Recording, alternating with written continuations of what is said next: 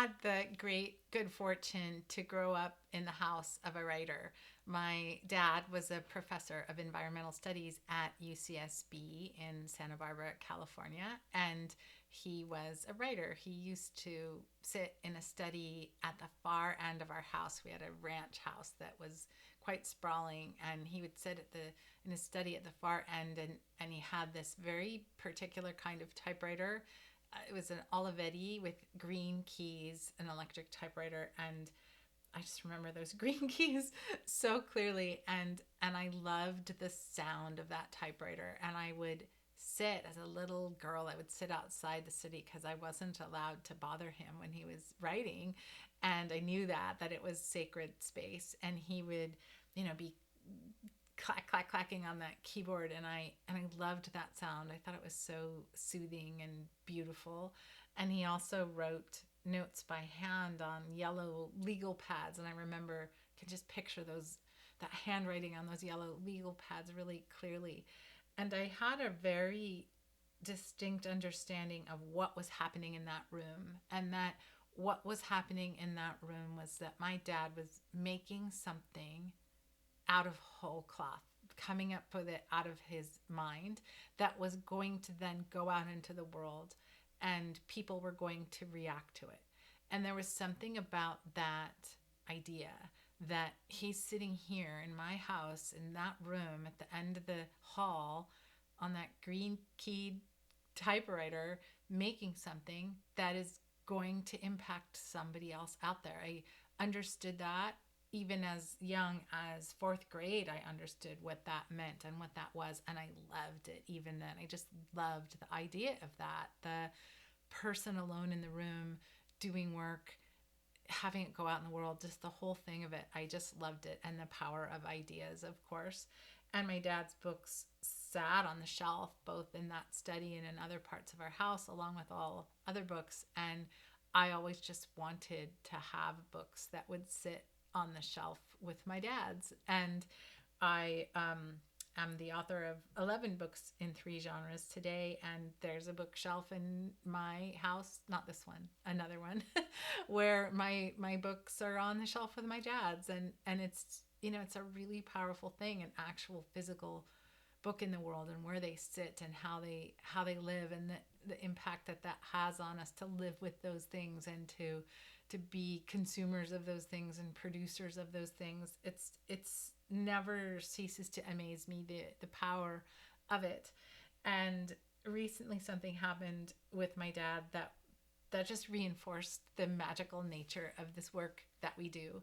And that was that my dad received a phone call from the university. He's been retired for 30 years at this point, and he received a phone call that they had found a package that was addressed to him, and it had been sitting in a mailroom for 5 years, during the pandemic and other years, and they had found it, and they wanted to give it to him. So he went and he got this package, and he opened it, and it was an original hardback edition of his most well-known book, which is called Wilderness and the American Mind. And it had been a textbook. He wrote it in 1967, and it had been a textbook used in environmental studies programs all over the world, and has become an important book in the environmental movement. And this student of his from 1967 had this copy of the book that the student wanted my dad to sign, so he'd put it in a package and mailed it to the university, hoping the university would get it to him. And it took him 5 years, but they did. They got it to him. So my dad opens this package. Here's this original edition of his book. It's been through 5 printings now. So that original edition, there's not that many copies of it around. It's not a very common object. And here it was. And there was a note from the student about the long career that he has had out in the world. The student had gone on to get a PhD and do important work in Baja, Mexico, preserving and protecting whales that gather down there in the winter. And the student, was writing to thank my dad for the impact that his book had had on him, and that his course had on him back in the day, um, at the university. And this was just so moving to my dad, who's now 84 years old, that this book that he wrote in 1967 was still making an impact.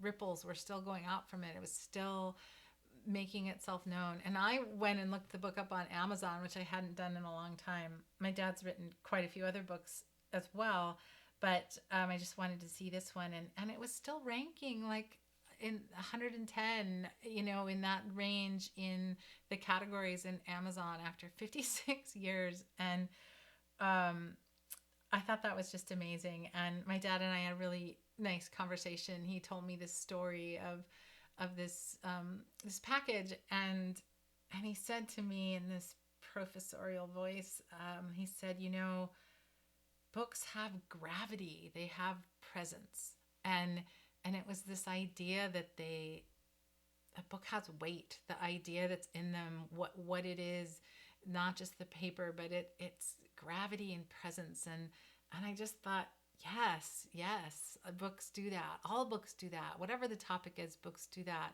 That's why we're so drawn to them, to write them, to help others write them. It's just such powerful work. And my dad told another story at the end of this first story that I also love, where he said he went to the post office to mail the signed copy of the book back to the student.